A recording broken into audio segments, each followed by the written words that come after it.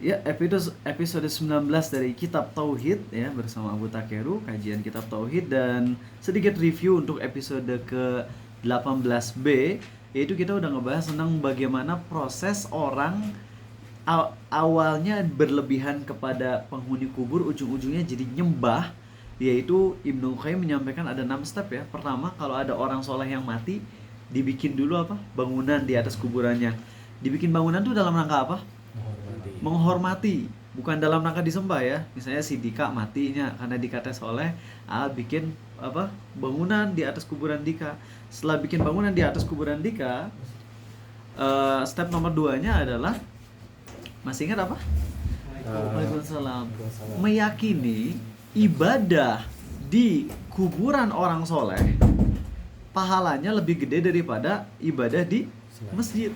Ya, di masjid.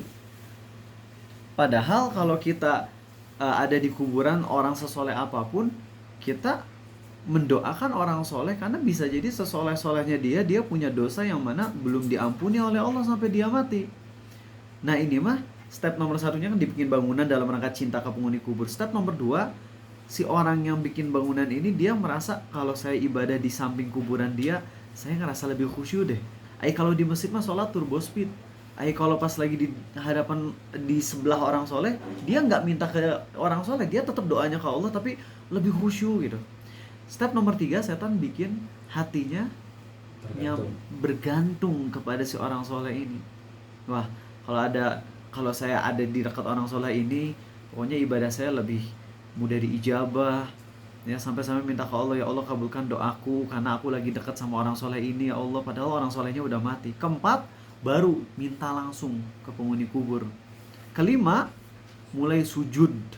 Keenam, mulai memerangi orang-orang yang melarangnya. Itu 6 step dari awalnya bikin bangunan doang untuk orang yang mati dan ujung-ujungnya jadi disembah.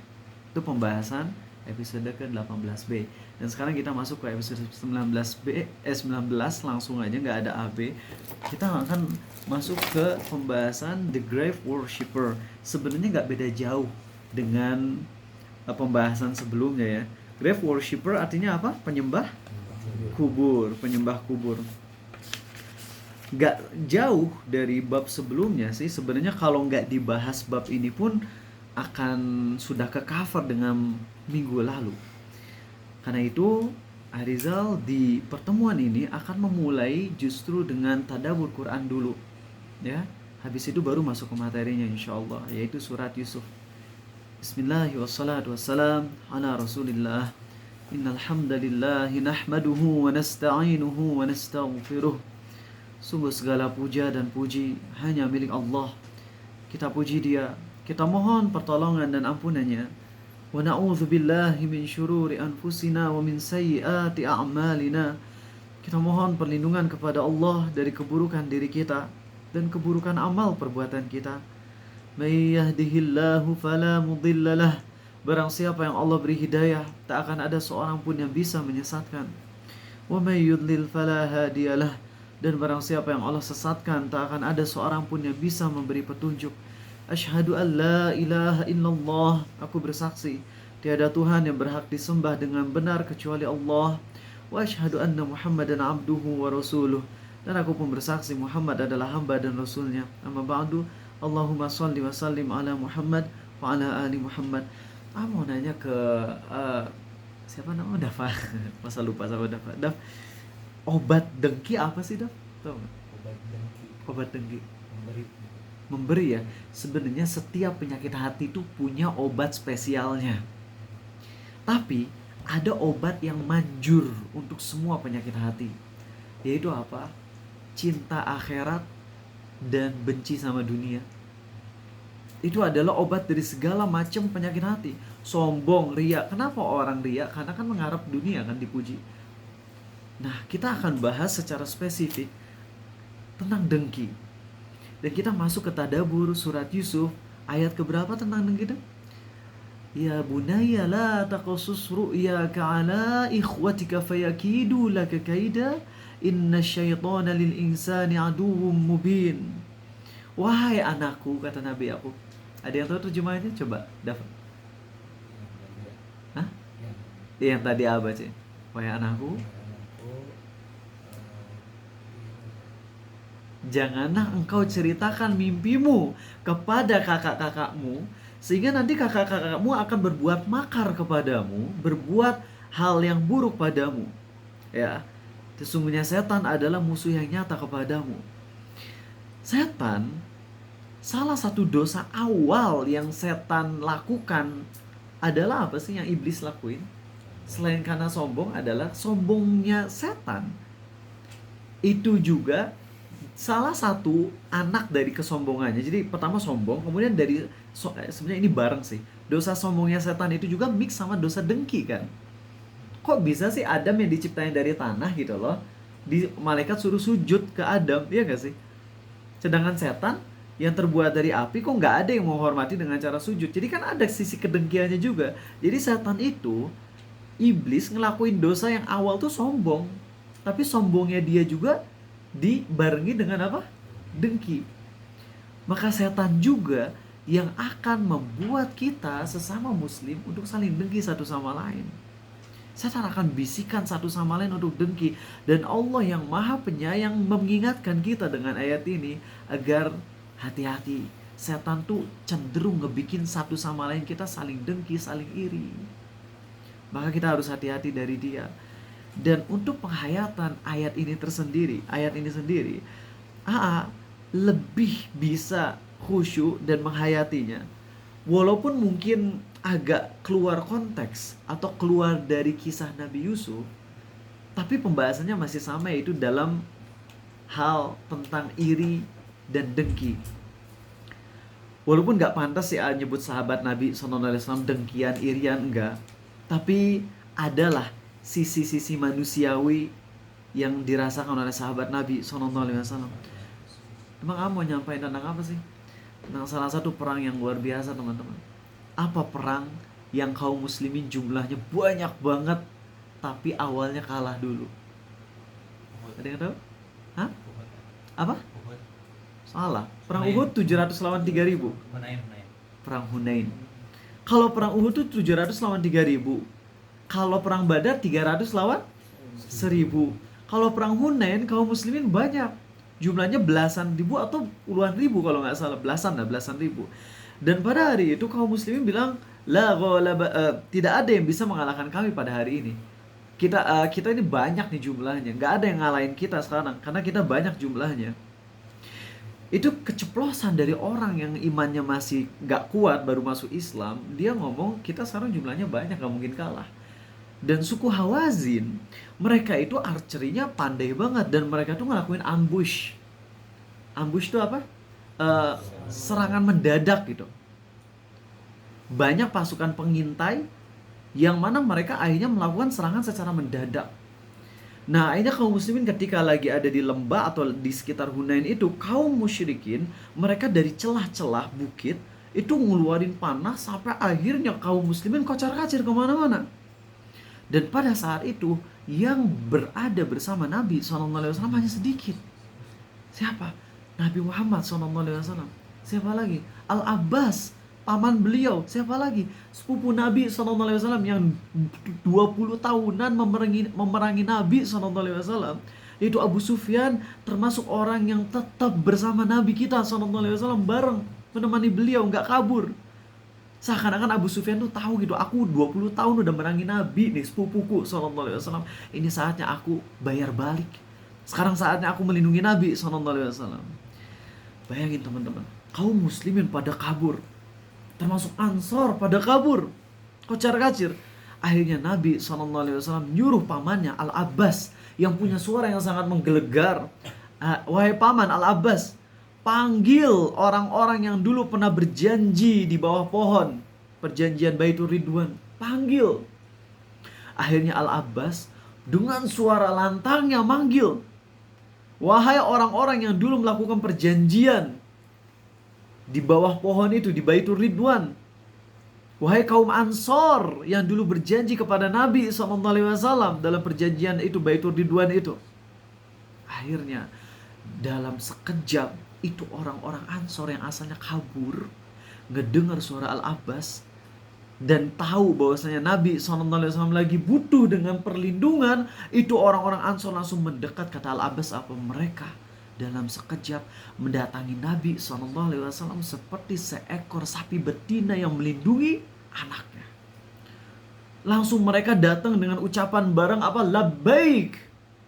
Apa coba arti dari labbaik, tau gak? Roger that kalau bahasa Inggrisnya. Tapi kalau Roger that kan kayak formalitas gitu ya. Roger that oke lah, oke.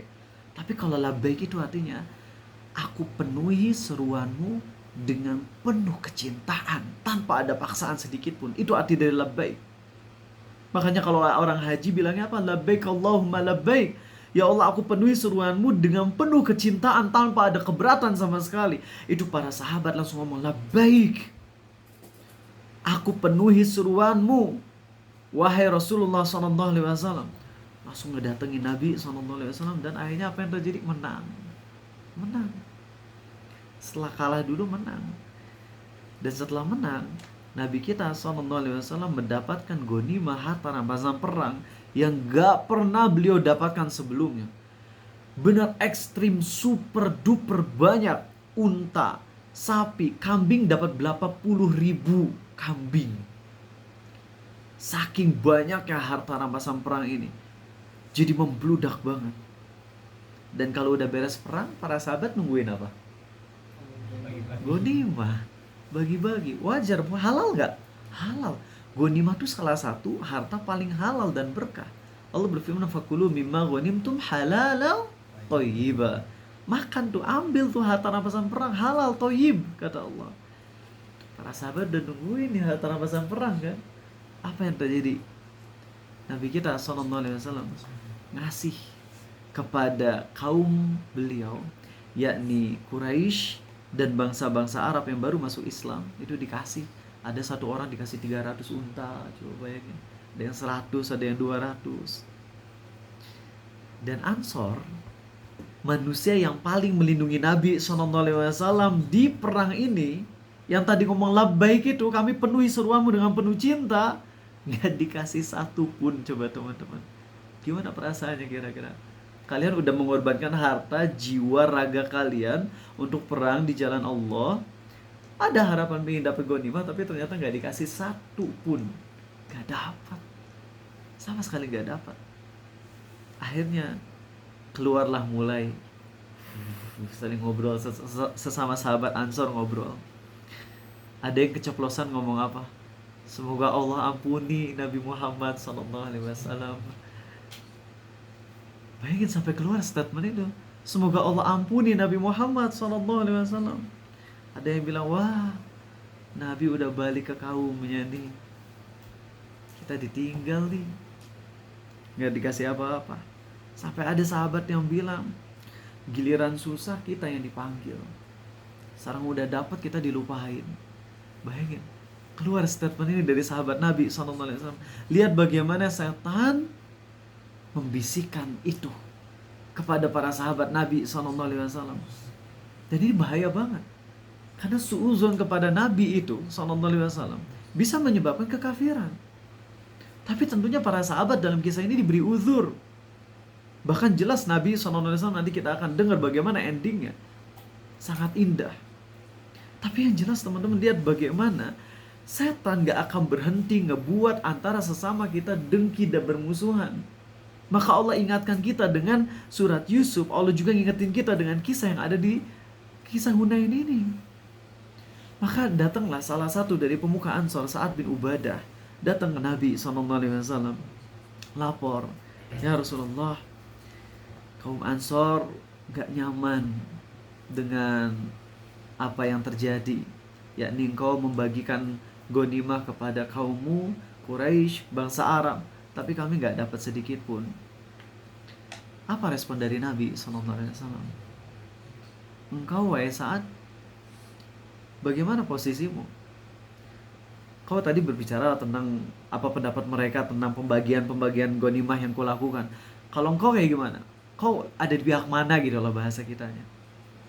Ya Sa'ad jujur, ya Rasulullah, aku nih ya sama dengan kaumku. Aku kan salah satu orang dari kaumku ya Rasulullah. Jadi aku pun ya sepemikiran dengan kaumku. Akhirnya Nabi SAW menyadar kalau ini adalah hal yang sangat besar, hal yang sangat berat, bahaya kalau dibiarin, bahaya kalau nggak klarifikasi. Akhirnya Nabi SAW nyuruh para Ansor untuk ngumpul, bareng semuanya ngumpul di satu ruangan atau satu tempat. Sudah ngumpul semuanya, taunya ada muhajirin yang ikut-ikutan masuk di dalam barisan itu. Akhirnya muhajirin ini disuruh keluar. Enggak, ini khusus antara Nabi SAW dan Ansor aja. Setelah udah beres, setelah udah cuman antara Nabi SAW dan Ansor, beliau berkata kepada Ansor, "Wahai Ansor, sesungguhnya telah sampai kepada telingaku tentang respon kalian terhadap apa yang kulakukan, yakni pembagian ghanimah." Terus apa yang terjadi, teman-teman? Itu langsung dead silent. Kan para sahabat asalnya saling ngobrol gitu ya. Oh, Rasulullah udah balik ke kaumnya nih, giliran susah kita yang dipanggil, sekarang pas udah dapet kita dilupain gitu. Tapi pas Nabi SAW ngobrol kayak gitu, "Wahai Ansor, sesungguhnya telah sampai kepada telingaku berita tentang respon kalian terhadapku." Di situ mulailah Ansor langsung pada hening. Setelah pada hening, barulah Nabi SAW menyampaikan 3 poin yang sangat dalam. Apa yang pertama sih? Bukankah dulu kalian sesat, kemudian Allah memberi hidayah kepada kalian lewat diriku? Langsung Ansor nunduk. Ya. Bukankah dulu kalian miskin, kemudian Allah memberi kemakmuran kepada kalian, kepada Madinah, karena aku? Ya. Ansor makin nunduk lagi. Dan bukankah kalian dulu bermusuhan? Ya Allah, Aus dan Khazraj perangnya berapa tahun, tahu nggak? Berapa tahun, ada yang tahu? Ansor itu kan terdiri dari Aus dan Khazraj. Itu perangnya berapa tahun? Tahu Bintang? Perangnya gak cuma satu generasi, berapa ratus tahun, 300 tahun atau berapa ratus tahun. Itu bayangin perang saudara antara Aus dan Khazraj. Kaum Ansor itu, Aus dan Khazraj, perangnya tuh udah turun temurun ratusan tahun. Dan ketika datang Nabi SAW, mereka bersatu di atas kalimat tauhid, bersaudara sampai mereka saling mencintai karena Allah. Kebayang gak nikmat yang mereka dapatin sih dengan hadirnya Nabi SAW? Setelah Nabi SAW ngasih tahu tentang 3 nikmat tersebut, bukankah kalian dulu sesat lalu aku jadi jalan hidayah buat kalian? Bukankah dulu kalian miskin kemudian kalian jadi makmur? Bukankah kalian dulu bermusuhan lalu kemudian aku satukan, Allah satukan hati kalian lewat diriku? Langsung kaum Ansor nunduk dan mereka berkata, Allah, karunianya, nikmat Allah serta kebaikan Rasul SAW itu lebih banyak daripada ini semua. Artinya gini bahasanya, ya Rasulullah, engkau sebutkan 3 jasamu itu, maka sesungguhnya apa yang kami rasakan itu lebih banyak ya Rasulullah. Lebih banyak jasa-jasa dan kebaikan dari Allah lewat dirimu, lebih dari 3 poin tadi ya Rasulullah. Itu maksudnya. Para sahabat ngaku, mereka semua langsung nunduk. Kemudian setelah mereka nunduk, kan harusnya udah end of story gitu ya. Kau udah beres ya gak sih? Udah clear belum sekarang? Udah clear. Nabi SAW udah ngasih tahu bahwasanya aku dulu udah berjasa ini, dan para sahabat pun udah pada nunduk, udah pada nurut, udah beres harusnya. Tapi Nabi kita SAW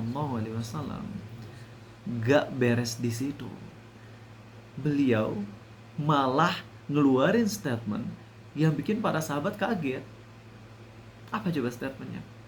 Wahai para sahabat, kenapa kalian gak counter ucapanku? Unik gak sih? Setelah beliau menyampaikan jasa-jasa beliau yang 3, kemudian beliau nyuruh sahabat, kenapa kalian pada diem? Kenapa gak respon? Kenapa kalian gak mengcounter? Para sahabat bilang, ya Rasulullah, kami mau counter dengan apa lagi? Kan yang kau katakan udah benar ya Rasulullah. Kami harus mengcounter dengan apa? Dan Nabi SAW bersabda, demi Allah kalian bisa mengcounter ucapanku, dan ucapan kalian pun jujur dan benar, gak ada salahnya. Yaitu apa? Kalian bisa aja ketika aku mengatakan kalian dulu sesat lalu kemudian datang aku, kalian jadi dapat hidayah. Sebenarnya kalian bisa mengcounter dengan ucapan apa? Ya Rasulullah, Ini yang ngomong Nabi sendiri loh, sallallahu alaihi wasallam. Nabi ngajarin sahabat untuk mengcounter, coba bayangin. Seakan-akan Nabi itu tahu banget isi sahabat beliau, ya, sallallahu alaihi wasallam, tahu gitu, empati lah, bisa tahu ya dari perasaannya gitu, dari ucapan-ucapan sebelumnya. Jadi beliau tahu kalian padahal bisa aja ngerespon, ya Rasulullah, dulu engkau didustakan, kemudian kami mengimanimu. Dulu engkau dikejar, mau dibunuh, lalu kamilah yang melindungimu ya Rasulullah. Dulu engkau diusir, lalu kamilah yang memberi tempat tinggal kepadamu. Jadi Nabi SAW mengakui jasa-jasa Ansor. Tapi lihat, Ansor oleh Nabi SAW disuruh mengcounter kan. Tapi Ansor ngelakuin counter tersebut atau lebih memilih diam? Diam. Karena tahu jasa Nabi SAW lebih besar daripada itu semua. Dan akhirnya setelah beliau nyuruh mengcounter, tapi para sahabat Ansor gak ada yang mengcounter, mereka semua pada diam, barulah Nabi kita SAW menyampaikan, sesungguhnya yang kalian permasalahkan itu, hanyalah sampah-sampah dunia. Harta dunia itu sampah dunia, yang mana aku berikan ke sebagian kaum yang emang imannya masih lemah. Sedangkan kalian, aku udah yakin dengan iman kalian. Jadi maksudnya gini gitu, mereka yang aku kasih 300 unta, 100 unta, 200 unta, itu adalah orang-orang yang imannya masih lemah, yang mereka butuh untuk dilembutkan hatinya supaya mereka makin dekat sama Allah. Sedangkan kalian, aku tuh udah gak ragu sama iman kalian. Aku hidup bareng sama kalian selama di Madinah. Ini bahasa kita aja ya, berusaha menerjemahkan dengan lebih simpel lagi. Kalian hidup bersamaku, bertahun-tahun berjuang bersamaku. Aku udah gak takut lagi dengan kondisi iman kalian. Aku mencintai kalian. Maka aku gak ngasih kalian. Kenapa? Karena kalian lebih mulia dan lebih tinggi daripada harta-harta sampah dunia itu. Tidakkah kalian ridho wahai Ansar, kalau mereka pulang membawa harta unta, dan kalian pulang bersama Allah dan Rasulnya? Allahu Akbar. Itu statement yang bikin para sahabat nangis.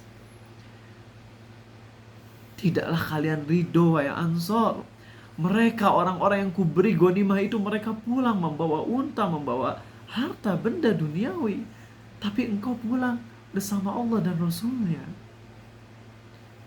Kau pulang bersama Allah dan Rasulnya, bisa bareng lagi, bisa belajar Islam dengan lebih dalam lagi. Yang mana para orang-orang orang-orang Quraisy yang baru masuk Islam, mereka kan udah pulang, seneng, makan, ghanimah, udah gak bisa ketemu Nabi SAW, kecuali harus pergi dulu ke Madinah, ngobrol, nanya ke beliau. Sedangkan Ansor bisa bareng, bisa di masjid bareng, bisa nanya-nanya pertanyaan ke Nabi SAW. Bukankah itu yang lebih indah? Dan itu para sahabat langsung pada nangis, dan mereka bilang apa? Ya Rasulullah, kami ridho, ya Allah, kami ridho, wahai Rasulullah, kami ridho.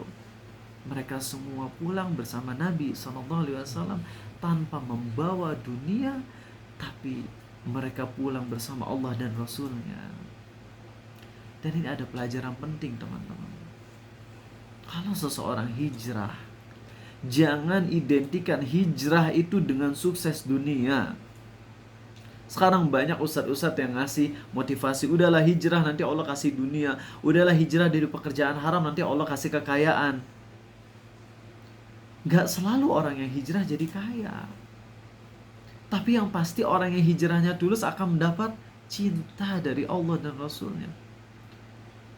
Di hari kiamat tentunya cinta Rasul SAW, karena beliau telah wafat di dunia. Tapi kita pasti dapat cinta dari Allah kalau kita hijrahnya benar karena Allah. Apa yang bikin kita dengki satu sama lain? Karena kita hatinya masih ke dunia banget gitu loh. Ada orang dikasih ini, langsung kita jadi dengki sama dia. Dan ini yang terjadi dengan kakak-kakaknya Nabi Yusuf. Kita usahakan hilangkan rasa dengki di hati kita kepada siapapun, teman-teman. Karena rasa dengki itu muncul karena kurang yakinnya kita kepada Allah yang maha adil. Ingat, Aska, Nabi Musa dulunya kaya apa miskin pas masih kecil? Yakin miskin? Dika? Kayaknya karena apa? Apa ya? Anak raja, anak Firaun ya, Ya. anak angkatnya Firaun ya. Terus pas udah gede kabur ya dari Mesir, jadi miskin sampai apa, sampai nggak punya makanan, sendal copot, baju compang-camping, sampai ngomong apa di bawah pohon. Nabi Musa bilang apa, Robbi inni lima anzalta ilayya min khairin faqir, ya Allah aku fakir, ya Allah aku butuh makanan, ya Allah aku butuh makanan. Sedangkan Nabi Yusuf dulunya miskin, kemudian jadi kaya. Mana yang mulia? Dua-duanya mulia. Nabi Musa ketika kaya mulia, ketika miskin mulia. Nabi Yusuf ketika miskin mulia, ketika kaya mulia. Yang bikin mulia atau nggak mulia adalah bagaimana respon kita kepada kejadian yang Allah takdirkan atas kita. Itu penting loh teman-teman. Itu penting. Makanya kakaknya Nabi Yusuf itu jadi mulia loh. Karena apa? Karena taubat mereka. Radhiyallahu anhu. Mereka taubat setelah puluhan tahun, walaupun mereka ngelakuin kesalahannya kan sampai 2 kali gitu. Pertama udah berusaha membunuh Nabi Yusuf, kemudian pas udah ketemu sama Nabi Yusuf yang kedua kalinya, pas Nabi Yusuf udah jadi raja, udah jadi apa, bendahara, masih aja kakaknya Nabi Yusuf memfitnah Nabi Yusuf. Tapi ujung-ujungnya taubat, dan mereka jadi mulia karena taubatnya, walaupun kesalahannya itu berat gitu. Dan ini yang terjadi dengan semua orang-orang yang melakukan maksiat lalu taubat, maka Allah akan bimbing mereka ke jalan yang lurus. Dan orang yang taubatnya benar, hatinya akan bersih dari kedengkian dan iri. Dan semoga itu jadi pelajaran buat kita. Ingat saat kita lagi membaca, ya bunayya la taqsus ru'yaka ala ikhwatika fayakidu laka kaida inna syaitana lil insani aduwwum mubin. Wahai anakku, kata Nabi Yakub, janganlah kau ceritakan mimpimu ini kepada kakak-kakakmu. Nanti kakak-kakakmu akan dengki dan akan memberikan bahaya kepadamu. Sesungguhnya setan adalah musuh yang nyata bagimu. Maka langsung itu terapkan ke hati kita. Ingat dengan kisah sahabat Nabi SAW yang sempat tuh hatinya juga cenderung cinta sama dunia, tapi kemudian ketika diingetin oleh Nabi SAW langsung hilang itu semua. Maka obat kedengkian adalah dengan kita ingat dengan akhirat. Saat kita dengki, amal bisa habis. Saat kita bisa senang saat orang lain senang, itu kita akan dapat pahala. Ya berusaha gitu loh. Kalau ngelihat ada orang soleh yang super kaya, asal kekayaannya dipakai untuk kebaikan, maka bahagia dengan kekayaan dia. Dan saat Ariza ngelihat orang kaya tukang maksiat, membencinya. Bukan karena kekayaannya, tapi karena apa? Maksiatnya. Oke. Itu materi untuk tadabbur surat Yusuf di ayat ke-7 atau ke-6, Allahu a'lam. Dan kita sekarang masuk ke materi inti dari bab ke-19, teman-teman. Dan ini peringatan juga nanti kalian yang terutama yang kelas 12 ya, yang mau lulus kemudian masuk ke kuliah, kalau ada teman-teman kalian yang masuk ke kampus atau yang lebih sukses dari kalian, dan itu pasti setan akan mulai ngebisikin kedengkian pada kalian. Karena kok bisa sih dia sukses sedangkan saya enggak, padahal saya nilainya lebih bagus dari dia. Maka cepat-cepat hayati surat Yusuf tadi, hayati kisah tentang perang Hunain. Lihat bagaimana dengan kecintaan kita kepada akhirat. Ingat perjuangan kita untuk menggapai kesuksesan itu nggak akan Allah sia-siakan. Walaupun di dunianya kita gagal, tapi kan perjuangannya itu kita akan dapat pahala besar gitu. Berbeda dengan orang-orang yang nggak ada usaha lalu dapat dunia, itu kan bisa jadi istidraj ya. Makanya kata Hasan Al-Basri, apa kalau kalian melihat teman-teman kalian mengungguli kalian dalam hal dunia, maka cepat-cepat ingat apa amal yang kalian lebih unggul dengan dia dalam perkara akhirat. Ini bukan dalam rangka menyombongkan diri, tapi untuk dalam rangka membesarkan hati kita. Ya, ingat gak, sholat qobliyah subuh lebih baik daripada dunia dan segala isinya. Ada teman kita yang baru beli Rolls Royce. Rolls Royce itu harganya berapa? 50 miliar gitu ya. Yang kalau ada polisi tidur itu nggak akan kerasa kita. Ya. Jadi kalau ada polisi tidur tuh nggak akan gejlek-gejlek gitu. Dia punya Rolls Royce harga 50 miliar. Tapi dia nggak sholat subuh. Wah, bukan nggak sholat qobliyah subuh lagi, nggak sholat subuh sekalian. Tapi kita sama Allah ditolong untuk bisa bangun sebelum subuh, bisa hadir di masjid saf pertama, qobliyah subuh sholat. Aduh ya Allah, itu kita dengan ingat itu benar-benar akan mulai naik motivasi hidup kita. Ingat ya, ketika kita ingat bahwasanya kita punya lebih dari teman kita dalam perkara ibadah, bukan dalam rangka apa? Nyombongin diri, bukan. Tapi dalam rangka untuk membesarkan hati kita. Oh ya, dia punya dunia nih, 50 miliar. Tapi gue udah sholat nih. Sholat qobliyah subuh, alhamdulillah. Taunya yang punya mobil 50 miliar juga sholat qobliyah subuh. Wah, berarti dia kayaknya double kan ya. Ya udah, kita tambah. Dia sholat qobliyah subuh sama sholat subuh berjamaah di masjid. Kita jadi imam kalau bisa. Biar dapat pahala seluruh makmum. Mungkin kalau jadi imam kita dapat pahala dari semua makmum yang ngedenger bacaan kita. Udah mah kita dapat pahala jadi muazin sekalian, jadi muazin, jadi yang komat, jadi imam sekaliannya, di triple itu kalau mau. Boleh nggak? Boleh aja, boleh aja. Cuman jarang gitu, aneh kalau ngelihat ada yang adzan komat terus jadi imam, jadi makmum sekalian. Soalnya di masjid cuman satu yang sholat itu doang ya, cuman dia doang ya. Tapi usahakan pokoknya setiap kali kita ngelihat ada teman kita yang lebih dalam hal dunia, langsung kita tambahin akhirat kita, biar hati kita lebih long. Karena pasti setan mah pasti akan bikin kita ada rasa dengki iri. Itu sifat dasar manusia mah, iri dengkian. Jangan bilang enggak, saya mah enggak gitu. Yang benar adalah saya berjuang untuk enggak iri dan dengki. Kalau bilang enggak, saya mah enggak iri, enggak dengki, masa sih? Pasti ada bisikan mah, ada ya. Cuma bedanya kalau orang yang soleh, dia akan lawan iri dan dengkinya. Dia lawan. Dia nyadar yang dia iri itu suatu keburukan, maka dia lawan. Saat dia ngelawan iri dan dengkinya, dia dapat pahala besar atas itu ya, insyaallah. Baik teman-teman, kita masuk ke bab 19. Hadis pertama adalah hadis riwayat Bukhari dan Muslim. Ummu Salamah, yakni istri Nabi ya sallallahu alaihi wasallam, cerita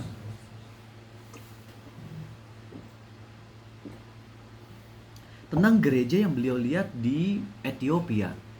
Dulu kan para sahabat hijrah sebelum ke Madinah ke Habasyah. Habasyah itu Ethiopia ya. Nah, Ummu Salamah ngelihat di dalam gereja di Ethiopia itu banyak gambar-gambar. Akhirnya Nabi SAW bersabda, setiap kali ada orang baik di antara mereka yang meninggal, mereka pun langsung nih, orang-orang Kristen ini langsung membangun di atas kuburannya sebuah tempat ibadah. Jadi ya, kuburannya misalnya tanah gitu, kemudian langsung di atas tanahnya dibikin gedung gitu, tempat, jadi kayak gedung yang mana mereka jadi ibadah di sana, itikaf di gedung tersebut. Dan Nabi melanjutkan sallallahu alaihi wasallam ya, mereka bikin tempat ibadah di atas kuburannya lalu membuat patung di dalamnya. Mereka itulah seburuk-buruknya makhluk di sisi Allah. Mereka adalah seburuk-buruknya makhluk di sisi Allah. Dalil kedua, riwayat Bukhari dan Muslim. Ketika Nabi SAW hampir wafat, ya, beliau hampir wafat loh. Ini tuh udah beberapa menit sebelum beliau nafas terakhir beliau di pangkuan Aisyah. Pas beliau sambil, kan ditutup tuh ya pakai kain gitu, terus kadang-kadang beliau membukanya, kadang pakai air, kemudian beliau ngusapin ke wajah, la ilaha illallah innalil mauti lasakarat, tiada Tuhan yang berhak disembah selain Allah, sesungguhnya dalam kematian itu ada sakaratnya, berat, sakit. Dan dalam kondisi beliau sakaratul maut, beliau masih melaknat Yahudi dan Nasrani. Semoga Allah melaknat Yahudi dan Nasrani yang telah menjadikan kuburan para nabi mereka sebagai tempat ibadah. Itu dalil yang kedua. Dan beliau pun bersabda di dalam hadis riwayat Muslim, ini dalil yang ketiga ya. Sungguh ini agak panjang dalilnya, langsung skip bagian awalnya karena takutnya kurang relevan banget. Relevan sih, cuman yang lebih ditekankan bagian yang kedua dari hadis ini, yaitu apa? Ketahuilah sesungguhnya umat-umat sebelum kalian, yaitu siapa? Yahudi dan Nasrani, telah menjadikan kuburan para nabi mereka sebagai tempat ibadah. Ingatlah, janganlah kalian menjadikan kuburanku sebagai tempat ibadah, karena aku benar-benar melarang kalian dari perbuatan itu ya. Itu dalil yang ketiga.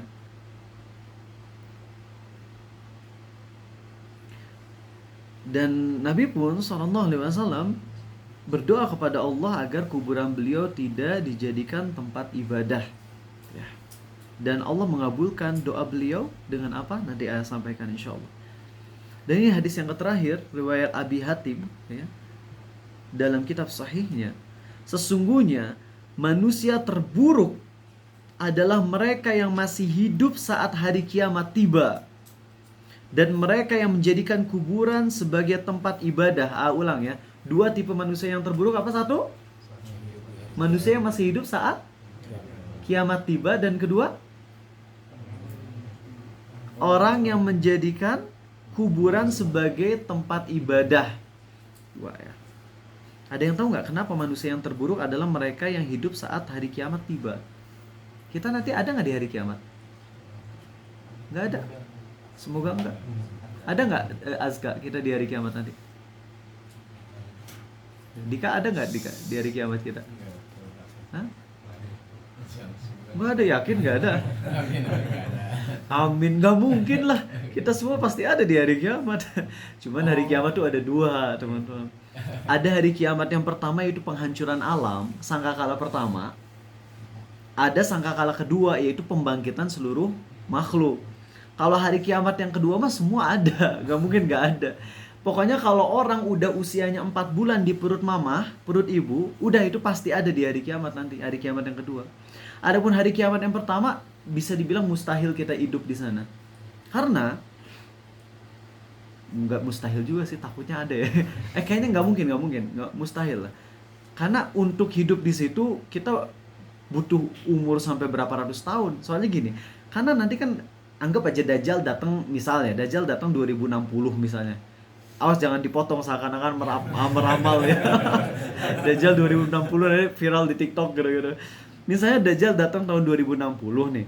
Nah, setelah Dajjal meninggal, ya, Dajjal mah jangan meninggal ya, terlalu sopan ya. Setelah si Dajjal ini mati, nanti kan Nabi Isa hidup selama beberapa tahun terus wafat. Kemudian nanti Imam Mahdi juga meninggal. Lalu kaum muslimin itu akan hidup selama beberapa tahun sampai akhirnya ada angin yang meniup ke ketiak kaum muslimin sehingga setiap orang Islam mati. Nah, setelah itu nggak ada lagi yang hidup di dunia kecuali orang kafir. Itu dia. Nah, jadi mereka lah orang yang akan merasakan hari kiamat yang pertama, yaitu penghancuran alam. Mereka adalah manusia terburuk, yang mana kalau orang yang terbaik dari mereka adalah orang-orang yang zina di tengah jalan, di publik zina. Bukan pacaran ya, pacaran teh udah zina. Tapi ini zinanya zina sampai zina yang paling parah di tengah jalan. Lalu orang yang terbaik adalah mereka yang ngomong kalau mau zina jangan di sini, di balik tembok aja. Itu tuh yang terbaik gitu. Masih difasilitasi tapi di balik tembok aja gitu ya. Dan sekarang tuh banyak loh statement kayak gitu di TikTok. Ya Allah. Ketika ada viral kasus perzinahan yang kayak gitu-gitu, itu kolom komentarnya sewa kamar dong. Ih, itu persis banget ya dengan Nabi SAW yang beliau sabdakan gitu. Itu udah mirip gitu loh. Padahal kan beliau bersabda tentang ini tuh tentang nanti yang terjadi di hari kiamat, menjelang hari kiamat. Tapi udah ada cikal bakal orang-orang jenis itu. Sewa kamar kayak gitu. Allahu Akbar. Hati-hati loh kalian kalau ikut komen kayak gitu. Kalian bisa masuk takutnya ke dalam golongan ini. Kalau ada berita tentang zina, pertama, kalau nggak ada bukti, jangan ikut-ikutan. Waktu dulu anak Ustadz Pip yang katanya zina, istrinya yang ngomong kalau dia zina sama cewek. Hati-hati, nggak ada saksi 4 orang. Kalau kita ikut-ikutan ngomong, kita dilaknat sama Allah dan kita bisa dipecut 80 kali secara hukum Islamnya. Terserah mau si Eta beneran zina sama cewek di hotel, itu mah urusan dia dengan Allah. Tapi selama tidak ada 4 orang saksi yang 4-4-nya ngelihat langsung mata, dengan mata kepala sendiri, bukan lewat SCTV apa? Bukan lihat CCTV, bukan juga lihat dari balik selimut, tapi beneran ngelihat langsung. Selama nggak ada 4 orang yang saksi, maka kita nggak boleh percaya. Tapi kan bisa aja bener, peduli amat. Kalau dia emang zina ya udah urusan dia dengan Allah, tapi saya nggak mau ikut-ikutan. Walaupun istrinya yang ngomong, tapi selama yang dituduhkan itu, yaitu si suaminya nggak ngaku, udah kita nggak usah ikut-ikutan. Itu semua yang ikut komentar, wah si kasihan ya istrinya udah mau mualaf, terus kok digituin sih, ini anak ustadz yang usianya masih muda, nikah muda, tapi kok malah zina sama cewek lain. siapapun yang ikut-ikutan komen berarti ikut ke dalam dosa qadzaf, yaitu melemparkan tuduhan zina, dan itu balasnya dilaknat oleh Allah ya. Dan kalau di hukum Islam kita bakalan dipecut 80 kali itu. Nauzubillah min dzalik. Kenapa jadi kesini? Oh ya, itu ya. Sesungguhnya di antara manusia terburuk adalah mereka yang masih hidup saat hari kiamat tiba, dan mereka yang menjadikan kuburan sebagai tempat ibadah. Baik, oke teman-teman. Nah, di sini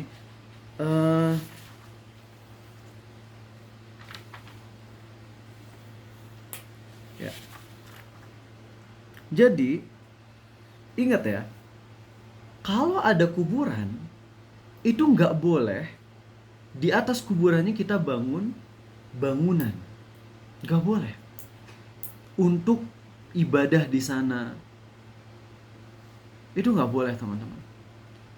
Nabi kita SAW ngasih wasiat kepada Ali bin Abi Thalib. Apa wasiat beliau? Janganlah engkau biarkan patung kecuali engkau hancurkan, dan janganlah engkau biarkan ada kuburan kecuali engkau ratakan. Maksudnya kuburan yang tingginya lebih dari sejengkal ya. Kalau masih sejengkal itu masih aman, tapi kalau udah lebih dari sejengkal kecuali diratakan. Itu tanah yang dimaksud. Kalau dibangun mau sejengkal mau 5 cm tapi dibangun pakai kapur, kata Nabi SAW. Kalau dulu kapur, kalau zaman sekarang pakai apa? Semen, keramik, marmer, marble, ya pokoknya kayak gitu-gitu. Itu lebih parah lagi. Dulu Nabi SAW udah melarang untuk memberi kapur. Dulu kan bangunan pakai kapur gitu ya. Bukan kapur barus yang buat semut, bukan yang kapur buat semut, tapi emang itu bangunan kan salah satunya pakai kapur. Nah kalau sekarang pakai semen, itu mah nggak boleh. Kalau pakai semen udah jelas. Tapi kalau misalnya tanah lebih dari 1 jengkal diratain, diturunin. Nah pokoknya jangan lebih dari 1 jengkal. Ini adalah dalam hadis Sahih Muslim nomor 969. Ya. Maukah engkau aku beri beliau bersabda, jangan biarkan ada patung gambar kecuali dihancurin, jangan biarkan ada kuburan yang lebih dari 1 jengkal kecuali diratain. Masih ingat pekan lalu aku ngomong tentang siapa? Ada kiai haji di sebuah pesantren, disebut aja Dressrosa ya, nggak mau nyebut karena ceramah ini juga sangat mungkin didengar oleh orang-orang pesantren tersebut. Kiai hajinya dulu sakit keras sampai udah mau meninggal tuh. Akhirnya ada info, ada hoax kesebar, wah beliau telah meninggal. Ribut. Wah ributnya kacau banget pokoknya. Medsos itu wah pada luar biasa. Arizal nggak langsung percaya kan ya, dan ternyata emang bener beliau masih hidup gitu. Cuman apa yang terjadi tau nggak? Pas beliau diisukan meninggal, ada dari bawahan-bawahannya yang tiba-tiba bikin hoax wasiat. Padahal beliau nggak pernah ngomong. Apa wasiatnya? Tolong kalau saya mati, kuburannya disimpan di pesantren itu. Biar anak-anak SMP, SMA, SMK, dan lain-lain nanti bisa ngunjungin saya terus. Dan itu hoax. Kiai haji ini gak pernah ngomong itu. Gak pernah ngomong kayak gitu. Tapi keluar statement ini dari siapa? Dari bawah-bawahannya. Kacau gak sih teman-teman? Kacau sekali. Padahal setahu beliau orang yang bertauhid, dan beliau gak ingin sama sekali, bahkan beliau sangat memerangi kesyirikan. Tapi kenapa di saat beliau emang udah sakit keras dan udah bener-bener parah banget sakitnya, tapi alhamdulillah hidup sampai sekarang. Bahkan beberapa waktu yang kemarin aja masih ketemu gitu. Kok bisa kayak gitu? Ya itu ada sebagian orang yang emang bisa ngambil profit dari itu. Dengan ada orang yang terkenal meninggal, kemudian jadi banyak dikunjungi, pasti akhirnya jadi ada profit di sana. Itu mungkin salah satu dorongannya. Dan kita udah bahas ya, kalau ada orang soleh meninggal, boleh nggak datang ke kuburannya? Boleh. Boleh. Tapi harus diingat, sesoleh-solehnya manusia tetap punya dosa. Maka ketika kita datang ke kuburan orang soleh, tugas kita ngapain? Doain. Ya Allah, rahmati beliau, sayangi beliau, masukkan beliau ke surga. Boleh nggak ngaji di kuburan? Ulama beda pendapat. Kalaupun kalian ikut ke pendapat ulama yang membolehkan ngaji di kuburan, Anda ya, kalian ikut pendapat yang membolehkan, niat kalian ngaji itu biar apa? Untuk nyelamatin penghuni kubur kalau dia lagi disiksa. Maka kita ngaji, mudah-mudahan penghuni kubur ini dikasih keringanan dengan ngaji kita. Itu niatnya. Lah sekarang mah ada orang-orang yang ngaji di pinggir kuburan orang yang dianggap soleh. Kemudian ketika ngaji teh bukan dalam rangka untuk nyelamatin penghuni kubur, tapi ngajinya teh buat apa? Karena saya kalau ngaji di kuburan, di pinggir kuburan orang soleh teh lebih khusyuk daripada di masjid. Eta mah udah lain cerita. Bisa dipahami teman-teman? Kalau ngajinya dalam rangka untuk menyelamatkan orang yang udah mati ini, mudah-mudahan diringankan, itu diperbolehkan sebagian ulama. Tapi kalau ngajinya dengan niat saya mah kalau ngaji di pinggir orang soleh yang udah mati ini saya jadi lebih khusyuk, itu mah udah jelas parah itu. Ai di masjid kagak nangis, ai di kuburan pas ngaji nangis. Wah, ini bahaya. Kalau kalian mau nangis di kubur pun bukan dengan kalian iktikaf ngaji kayak gitu, tapi nangisnya tuh ketika kalian ngerenung kematian gitu loh. Sebagaimana Utsman ya, ketika datang ke kuburan beliau nangis, ditanya, "Wahai Utsman, kenapa sih kalau dibahas tentang neraka engkau nggak pernah nangis, tapi kalau misalnya dibahas tentang kuburan kau nangis?" Dan beliau berkata, "Utsman, sungguhnya aku mendengar Nabi SAW bersabda, kuburan adalah lubang awal dari akhirat. Orang yang di kuburannya udah selamat, kesananya makin selamat. Orang yang di kuburannya udah celaka, kesananya makin celaka." Gitu teman-teman. Jadi ingat baik-baik, kalau datang ke kuburan orang soleh boleh atau enggak? Boleh. Tapi niatnya untuk apa? Ngedoain. Bukan malah datang untuk ngalap berkah. Kuburan orang soleh tanahnya diambil, di blender, diminum. Dan itu teh asli real ada. Ada yang kayak gitu. Bahkan sebagian ulama, ada sayangnya tuh ada aja sebagian ulama yang bilang gini, aku berdoa pada Allah gak dikabul-kabulin. Pas aku datang ke makamnya ulama ini, kemudian aku ambil tanahnya, aku berdoa pada Allah dan langsung sembuh seketika sebelum aku pulang. Memang tanah kuburan ulama ini adalah obat yang mujarab. Akhirnya orang-orang, kalau ulamanya udah kayak gitu, gimana awamnya ya gak sih? Diambil ya tanahnya, di blender, campur jus gitu ya, sakit perut hilang tapi nyawa melayang jadinya kalau gitu teman-teman. Kacau itu teman-teman. Oke, mari sekarang ke selanjutnya. Nah lihat ya, Nabi SAW bahkan sampai menjelang beliau wafat masih ngingetin, hati-hati. Bukan hati-hati, beliau melaknat orang-orang Yahudi dan Kristen karena menjadikan kuburan Nabi mereka sebagai berhala, sebagai tempat kubur. Lalu di sini teman-teman ada yang bilang gini, kalau emang nggak boleh bangun kuburan di masjid atau membangun masjid di kuburan, jadi dua-duanya nggak boleh.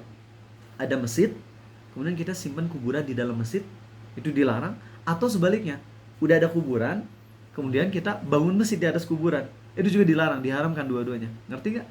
Mau kuburannya duluan terus di cover sama masjid, atau masjid duluan kemudian dimasukin kuburan di dalamnya gitu. Dan ini banyak yang kejadian kayak gini, itu diharamkan oleh Nabi SAW. Jadi pertanyaan, kalian yang pernah umroh, kuburan Nabi SAW adanya di mana? Ada di Masjid Nabawi. Wah, masa sih? Tenang. Jadi gini teman-teman ya, kalian harus tahu, Nabi kita SAW bersabda bahwasanya para nabi itu dikuburkan di tempat, di spot di mana dia dicabut nyawanya. Nabi kita SAW meninggal di masjid atau di luar masjid? Di luar masjid, di rumah siapa? Aisyah. Pas beliau wafat, di spot itulah dikuburkan. Nah, akhirnya beliau dikuburkan di situ. Kemudian Abu Bakar juga dikuburkan di situ. Umar juga ingin dikuburkan di situ, ingin bareng sama Nabi SAW. Kemudian habis itu dibikin hijab antara kamar Aisyah dengan kuburan Nabi SAW, Abu Bakar dan Umar. Kenapa? Karena Aisyah malu ada kuburan Umar, padahal Umar udah wafat gitu. Tapi saking malunya Aisyah, karena Umar kan bukan mahramnya Aisyah, kalau Abu Bakar kan ayahnya. Kalau Umar bukan, akhirnya dibikin hijab sehingga Aisyah aman gitu dengan kamar dari 3 manusia termulia ini, ya, kuburannya. Nah, masjid mah ada di sebelahnya. Jadi di luar masjid. Gak mungkin rumah Aisyah di dalam masjid, karena maaf, ini bukan bermaksud untuk merendahkan. Nabi kita SAW kan ketika berhubungan di malam hari bersama Aisyah kan di dalam kamar beliau. Kalau seandainya kamar Aisyah adalah bagian dari masjid, boleh nggak bersetubuh di dalam masjid? Nggak boleh. Jangankan bersetubuh, junub ya nggak boleh. Kalian junub misalnya tidur di masjid, junub, habis itu ya udah cepet-cepet keluar mandi. Jangan diem di masjid terus. Apalagi bersetubuh di masjid nggak boleh, walaupun sama istri nggak boleh, apalagi sama pacar. Oh, itu lebih parah deh ya. Sama istri saja nggak boleh bersetubuh di dalam masjid. Jadi ingat, Nabi SAW meninggal di luar masjid. Kemudian dilakukan perluasan masjid. Dilakukan perluasan. Tapi ya yang namanya perluasan kayak gitu kan repot gitu loh kalau misalnya bukan repot. Ya, kan perluasan karena itu rumah Aisyah pas banget di sebelah, otomatis airnya masuk. Tapi para ulama zaman dulu dan penguasanya mengantisipasi agar nggak dikira bahwasanya kuburan Nabi SAW itu ada di dalam masjid, maka dibikin apa? Bukan dibikin bangunan, tapi dibikin tembok penghalang. Beda, bukan bangunannya, tembok penghalang. Tembok penghalang 1, 2, sampai 3 layer tembok penghalang. Dan itu juga dibikin ini kuburan, anggap ini kuburan, kemudian dibikin tembok awalnya itu bentuknya segi 5, yang mana dengan bentuk itu orang-orang jadi nggak bisa sholat menghadap kuburan Nabi SAW. Kan di antara yang dilarang oleh Nabi kita SAW adalah sholat menghadap ke kuburan, nggak boleh. Maka dibikinlah antara kuburan Nabi SAW dengan bagian luarnya dibikin ada tembok dengan persegi 5, sehingga orang-orang tuh nggak bisa ngadap kuburan beliau, karena jadinya miring gitu loh, miring, nggak pas. Untuk bisa langsung pas ke kuburan Nabi SAW tuh nggak bisa. Ini ada gambarnya, tapi kalau liatin ke kalian nanti kalian jadi punyeng ya, apalagi udah malam gini. Udah, kalian nerima aja. Ini ada segi 5 yang mana posisinya jadi susah untuk menghadap kuburan beliau.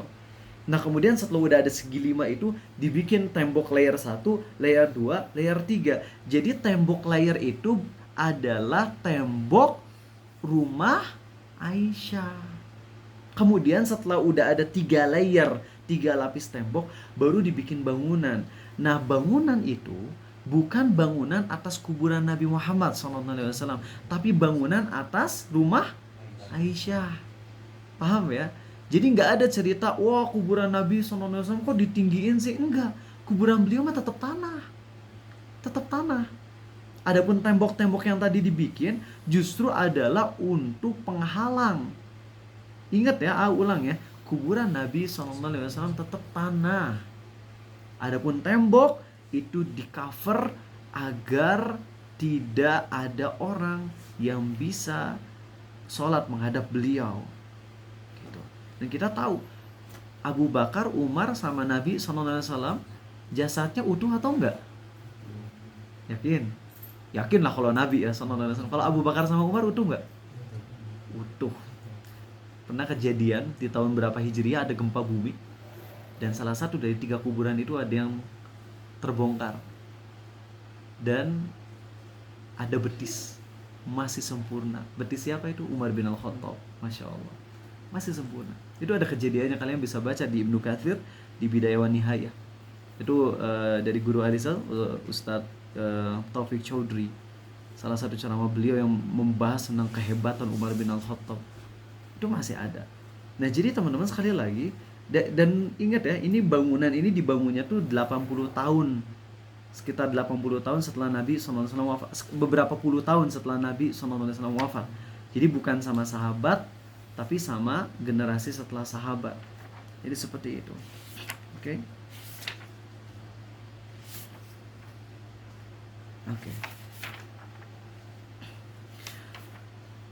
Jadi kita nggak boleh sholat di atas kuburan, nggak boleh sholat menghadap kubur juga, dan nggak boleh membangun masjid atau tempat ibadah di kuburan. Itu semua dilarang berdasarkan hadis Nabi SAW yang tadi dibahas. Dika nyatat nggak dalilnya yang tadi yang pertama apa? Belum? Yaitu Nabi SAW melarang untuk membangun tempat ibadah di kuburan. Itu ya hadisnya. Dan melarang untuk menjadikan tempat ibadah, tempat sholat, maknanya ada 3 ya. Jadi diharamkan untuk membuat masjid di atas kuburan. Masjid itu artinya apa? Tempat sujud. Jadi masjid jangan dikira kayak masjid Eko Pesantren, masjid Darut Tauhid, enggak. Masjid itu segala tempat yang dipakai untuk sholat. Karena dalam hadis yang sahih yang terkenal, dijadikan bumi untuk umatku sebagai tempat sujud, tempat sholat. Berarti semua yang dijadikan tempat untuk ritual sholat rutin itu maka bisa jadi masjid secara umum. Maka dari hadis ini Nabi SAW melarang bikin bangunan untuk tempat ibadah, atau nggak ada bangunannya, cuman di pinggir masjid kita rutin ngelakuin sholat di sana, sholat tahajud di sebelah kuburan, itu dilarang jelas oleh Nabi SAW. Kuburan itu cukup untuk kita kunjungi, lalu kita doakan kepada Allah untuk kebaikan penghuni kubur, lalu merenung kematian. Kalau mau nangis silakan ngerenungin akhirat, habis itu pulang, udah beres. Gak boleh kita akhirnya malah jadi sholat tahajud dan sebagainya di sana. Baik. Jadi larangan membuat masjid itu mencakup 3 poin ya. Gak boleh sholat di atas kuburan, gak boleh juga sholat menghadap kubur, gak boleh juga membangun tempat ibadah ya di area kuburan. Begitu teman-teman. Baik. Kalau misalnya ada nih kasusnya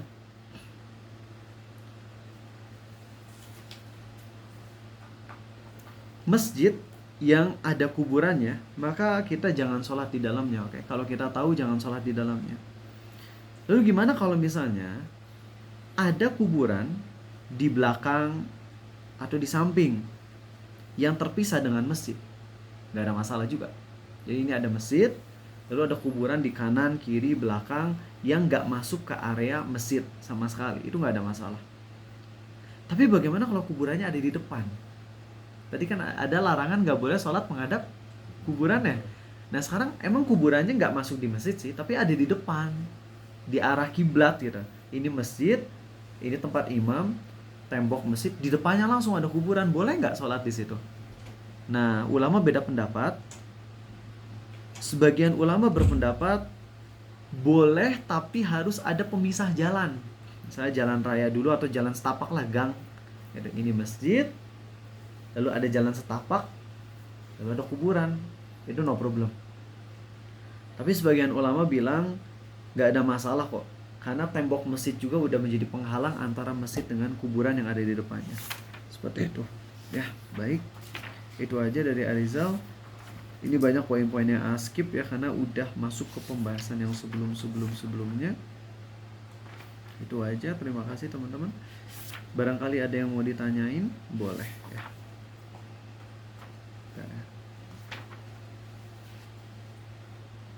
Ya, ada yang mau nanya? Silakan Novel. Di anak pernah ini ya, kayak masjid orang yang nggak ke masjid gitu. Kayak dia berdaya pakai itu, kan semua bumi kan masjid. Jadi saat cuma juga masjid gitu kan. Itu gimana jawabnya? Oh jadi dia nggak mau ke masjid gitu? Oh ya, jadi gini, untuk masjid yang disabdakan Nabi SAW dijadikan bumi semuanya untuk masjid, itu adalah masjid secara umum, yaitu boleh dipakai buat sholat. Adapun perintah Nabi SAW untuk sholat di masjid yang mana kalau nggak sholat di masjid aku akan bakar rumahnya, itu masjid dalam artian khusus, yaitu bangunan yang memang dipakai untuk sholat 5 waktu dan Jumatan. Ya, sehingga jangan campur adukan antara dua definisi masjid ini. Kalau kayak gitu mah udah aja dia nanti sholat Jumatan udah di rumah, kan rumahnya masjid gitu. Ya enggak? Kayak gitu mikirnya jadi kacau. Jadi dia belum bisa membedakan antara masjid dalam artian khusus, yakni gedung yang dipakai buat Jumatan, sholat 5 waktu, dengan masjid dalam artian umum, yakni seluruh bumi bisa dipakai buat sholat. Gitu. Nah itu harus diluruskan pemahamannya. Baik, ada yang mau nanya? Oke, di sini udah. Bagaimana melangkahi kuburan? Kalau melangkahi kuburan belum bisa ya. Kalau bacaan imam yang fa jadi pa, apakah membatalkan sholat kayak alam tarokai papa ya? Itu nggak batal karena di surah Al-Fatihah nggak ada huruf fa ya. Yang batal tuh kalau kesalahan di surah Al-Fatihah doang. Sedangkan di surah Al-Fatihah ada nggak huruf fa? Nggak ada. Ya, maka nggak batal insya Allah. Kalau kuburannya di teras atau parkiran masjid, kalau misalnya kuburannya itu masih masuk ke dalam pagar masjid itu nggak boleh. Tapi kalau pagarnya bukan pagar masjid, jadi ada pagar, tapi pagarnya tuh luas banget, mencakup di dalam pagarnya ada ruko makanan, ada masjid, ada koperasi. Maka itu pagarnya bukan pagar masjid, tapi itu pagar ya pagar area aja. Maka yang masuk masjid cuman masjid dan juga teras-terasnya aja. Ya, sehingga kalau kuburannya ada di dalam pagar, kita lihat ini pagarnya pagar masjid atau pagar komplek. Komplek yang di dalamnya ada masjid. Kalau pagar masjid nggak boleh, tapi kalau pagar komplek insya Allah nggak ada masalah, asal jangan di depan masjidnya ya, kuburannya harus di samping kanan atau samping kiri gitu. Apa hukumnya mendoakan kebaikan duniawi bagi orang kafir seperti mendoakan kesembuhan? Boleh. Justru itu tuh kesempatan buat dakwah. Kan dulu Abu Sa'id Al-Khudri ketemu sama pemuka kafir, kepala desa yang kafir yang kena kalajengking ya. Kemudian apa yang dilakukan Abu Sa'id Al-Khudri? Ngedoain kan, pakai Al-Fatihah langsung sembuh. Makanya jadi kalau ada orang kafir sakit, kalau bisa diruqyah. Ruqyahnya pakai Quran, jangan pakai kitab mereka ya. Pakai Quran. Nah, kalau sembuh kan nanti jadi dakwah buat mereka. Kok kitab sucimu bisa nyembuhin saya? Ya iya, ini adalah kekuatan dari Allah. Akhirnya dia jadi masuk Islam insyaallah. Kadang saya suka sedih dan bingung harus apa ketika melihat banyak penyimpangan tauhid di lingkungan keluarga. Baiknya gimana? Terus saja fokus dakwahi. Fokus ngedakwahin orang yang mau nerima. Ingat ya, fokus kepada apa yang bisa kita lakuin dan jangan fokus kepada apa yang nggak bisa kita lakuin. Bagaimana tentang kalau kuburan bolehkah dipasang di atas kuburan itu cuman papan nama mayit? Boleh, insyaallah. Mau pakai batu, mau pakai papan boleh insyaallah. Ya, papannya dari apa nggak tahu. Bahannya belum pernah ngedengar ada larangan tertentu pakai papan jenis apa. Ya asal jangan yang mahal-mahal pakai papan emas gitu ya. Atau itu dicolong nantinya papan mah. Oke. 2 menitan lagi ada yang mau nanya? Dari kalian ada? Enggak? Oke, baik. Pertanyaan sebelumnya, berarti huruf ain menjadi alif bisa batal? Iya. Bismillahirrahmanirrahim. Alhamdulillah. Wah, udah batal itu. Alham jadi alhamdulillahirabbil alamin, batal itu. Ya nggak boleh salat di belakang dia. Makanya kalian nanti kalau ada waktu belajar bacaan salat di sini itu yang udah lulus siapa aja? Baru si Regan enggak? Dava udah atas belum sampai beres? Belum ya? Belum ya? Bintang udah? Baru Regan doang yang lulus dari takbiratul ihram sampai tasyahud, masya Allah. Nanti mudah-mudahan Dika, Azka kalau pas liburan bisa ya nginep ya. Beresin kalian, habisi kalian insyaallah ya. Dari kisah Ghanimah tadi, apakah bisa kita ambil pelajaran hikmah untuk jajanin teman yang masih lemah iman? Iya, ya. Atau yang masih kafir dengan harapan mereka tertarik mempelajari Islam? Iya banget, iya. Makanya Nabi SAW ngasih satu lembah ke orang kafir, satu lembah kambing ke orang kafir. Makanya kalau misalnya ke orang-orang kayak adalah di sebuah pesantren yang sering kunjungi, itu anak-anak yang masih kelihatan susah itu sering kasih hadiah gitu ya, kadang parfum, kadang ini itu. Tapi kalau anak-anak yang baik yang udah semangat belajar nggak kasih apa-apa. Kenapa? Karena lebih mencintai mereka, karena mereka lebih respect kepada ilmu. Tapi itulah cara Nabi SAW untuk melembutkan hati mereka yang masih lemah. Hukum bersalaman dengan murid lawan jenis yang belum balik apakah berdosa? Kalau belum balik tapi udah usia 10-11 itu jangan. Tapi kalau masih di bawah 7 tahun insya Allah masih gak apa-apa. Udah ya, habis ya? Ada lagi? Bener? Oke. Siap.